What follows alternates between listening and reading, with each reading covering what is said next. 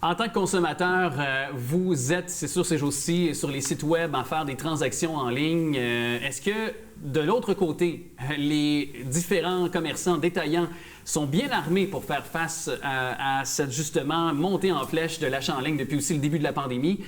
On va vérifier le tout parce qu'il y a un programme qui est mis sur pied pour aider les commerçants détaillants, dont vous, les consommateurs, de toute façon, vous allez en bénéficier. Il est avec nous, le directeur général adjoint d'AQT, soit l'Association québécoise des technologies, M. Marc Lapointe. Merci d'être avec nous. Bien, bonjour, merci de l'invitation. Bien, grandement plaisir parce que, je le disais, des deux côtés, ça peut avoir une incidence autant en tant que consommateur qu'en tant que commerçant détaillant pour les prochaines minutes ensemble. Je lisais cette statistique-là. Je commence avec ça.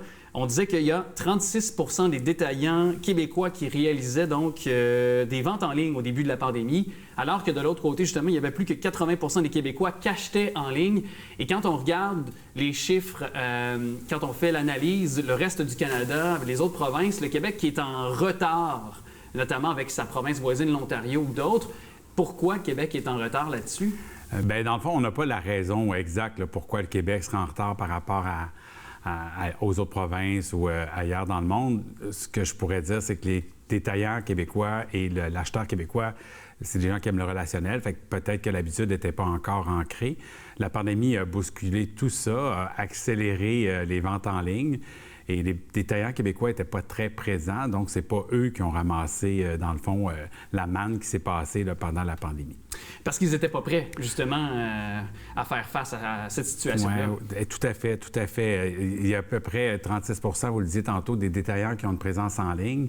Puis ça représente à peu près 12 % des ventes moyennes des gens qui ont un site transactionnel. Donc, c'est loin d'être comparable avec ce qui se passe dans l'industrie, là, même si on ne veut pas se comparer aux 2-3 gros. Là, il y en a plein d'autres qui vendent en ligne aussi. Là, donc, Mais toujours en parlant un peu de statistiques, vous m'en aviez glissé une avant qu'on ouvre les caméras. Puis je trouvais ça intéressant de l'amener pour le bénéfice des gens qui sont à l'écoute. Parce que ça fait mal, la pandémie. Ça a fait mal, effectivement. Il y a 52 % des détaillants québécois qui ont vu leurs ventes diminuer pendant la pandémie. Oui. Puis en même temps, bien, les ventes en ligne ont été propulsées de 118 %. Donc, il y a quelqu'un qui n'a pas profité de ça, puis c'est nos détaillants québécois. Il faut absolument qu'on entreprenne la transformation numérique de ceux-ci. Là. Et là, justement, il y a ce premier programme qui est créé conjointement avec l'Association donc, des Québécoises des technologies pour lesquelles vous êtes directeur général adjoint et l'École des entrepreneurs aussi du Québec. Oui. Donc, on offre ce premier programme pour accélérer le virage numérique. Qu'est-ce que c'est, ce virage numérique, ce premier programme? Oui, dans le fond, le programme, on l'a nommé Mon commerce en ligne, moncommerceenligne.org, tout simplement. C'est un programme d'accompagnement où on veut travailler avec le détaillant, l'équiper pour débuter, poursuivre ou compléter sa transformation numérique parce qu'on va faire 14 heures d'accompagnement avec lui. La grande différence, je dirais, avec d'autres initiatives qui ont déjà eu lieu, on va positionner la transformation numérique dans le plan stratégique du détaillant. Donc, la part de l'école, entre autres, c'est que leur coach, leur accompagnateur, c'est des spécialistes de modèles d'affaires, de plans de croissance. Puis on veut s'assurer que l'initiative de transformation numérique fait partie du plan de l'entrepreneur, du détaillant, pour pas que ce soit juste un coup de 14-15 heures, puis qu'après ça, bien... Il soit laissé à l'abandon. Oui, exactement. Ça ne puisse pas être profitable pour l'entrepreneur. Parce que, ni plus ni moins, c'est une seconde boutique. Bien, ouvrir un site web transactionnel, c'est comme ouvrir une deuxième boutique. Tu sais.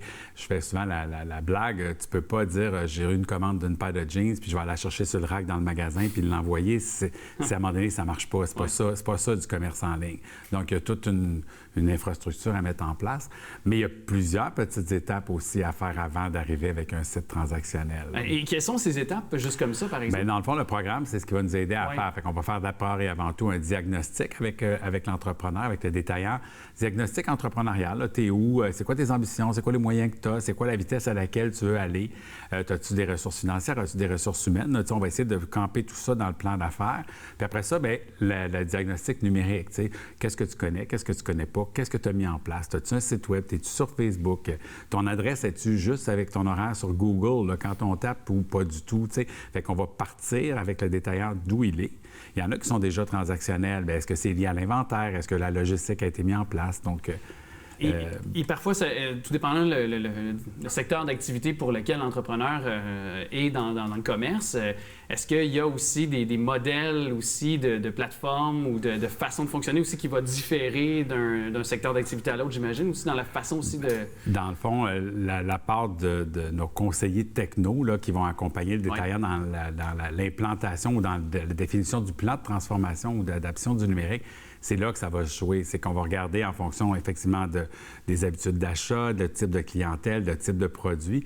Quand tu es dans le périssable, c'est pas la même chose que si tu es dans l'inventaire fixe. Ouais. Tu peux avoir de l'inventaire qui peut être livré 5 jours après, 2 jours après. Il y a toute cette dynamique-là qui va être regardée aussi avec le détaillant. Là. Puis en contexte de pénurie de main-d'œuvre, actuellement, ça peut devenir encore plus, je dirais pas problématique, mais disons, ça demande aussi pour les entrepreneurs de bien s'entourer aussi, parce que devient une main-d'œuvre qui doit être qualifiée pour gérer ça au quotidien, cette deuxième boutique-là dans leur entreprise. Là. Je vous dirais, l'avantage, dans le fond, du programme, c'est qu'il va aider aussi l'entrepreneur à trouver les meilleurs partenaires avec qui travailler.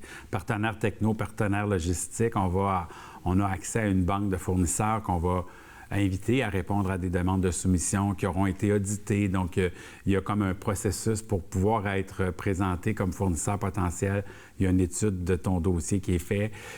On va vraiment outiller le détaillant, dans le fond, aussi à faire ses premiers choix avec nous, mais après ça, d'être capable de poursuivre la transformation, bien conscient qu'un premier 14 heures, bien qu'il y ait accès à une centaine d'heures de formation aussi là, dans le programme, c'est peut-être pas assez pour aller, dépendamment de où on parle, jusqu'au bout. Là. C'est ça. Et le consommateur, lui, j'imagine est-ce qu'il a été un peu sollicité pour connaître un peu sa réalité, type de marché ou pour le consommateur québécois moyen? Tout à fait. On a plusieurs données, là, un peu de ce qui se passe, de comment les consommateurs aiment acheter, comment ils aiment.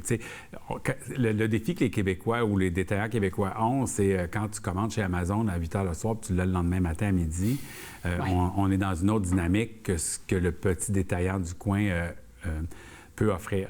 Par contre, le consommateur québécois, de savoir qu'il achète à sa boutique où il va normalement, puis que ça prend une journée et demie au lieu de 12 heures, il est capable de vivre avec ça. Il peut aussi... parce que le programme peut aussi aider à amener plus d'achalandage à la boutique, hein, de ramener les gens au magasin plutôt que d'acheter en ligne. Ça va faire partie des stratégies qu'on va regarder aussi avec le détaillant là, dans les créer aussi un sentiment d'appartenance pour le consommateur. Parfois, on choisit plus une marque ou une boutique qu'une autre parce que aussi on a un service, mais aussi un sentiment d'appartenance envers cette marque-là. Puis ce qui aide, c'est que présentement, on le vit, là, le achetons québécois, encourageons notre propre économie, notre autonomie, bien, fait force d'outils de communication là, qui nous aident beaucoup et grandement là, à convaincre les détaillants à embarquer avec nous dans le virage numérique.